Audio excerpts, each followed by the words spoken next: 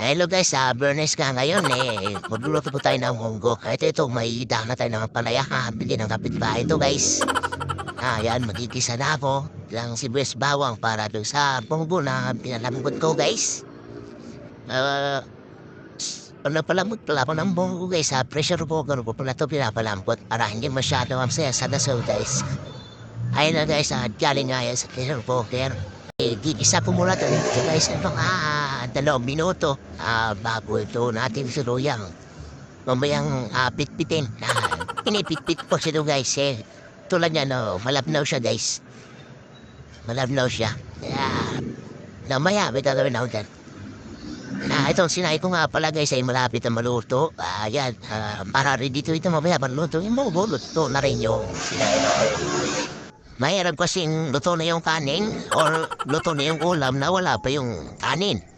Luto ng kanin, wala pang ulam. Kaya ang ginagawa ko, sinasabay ko na yan. At itong alas, umpisan ko na to. Ginagay ito ko pala guys, pag ako nagluto ng munggo guys. Ipipit ko na para lumabas yung lasang munggo talaga. Sana all. Kasi yung nakikita po sa iba, hindi nila pinipitpit kaya parang malabnaw ang munggo. Siguro kanya-kanya naman tayo kung anong talaga. Kanya-kanya tayong recipe. Sa akin kasi kanya ako pag nagluto guys. Yan. Na ito nga guys, may 3 tinapa ko dito. Ayan. Ang part na ito sa munggo natin. At ito nga guys, may 3 tinapa tayo dito. Para sweet, I love you. Para sa misis ko. Charot.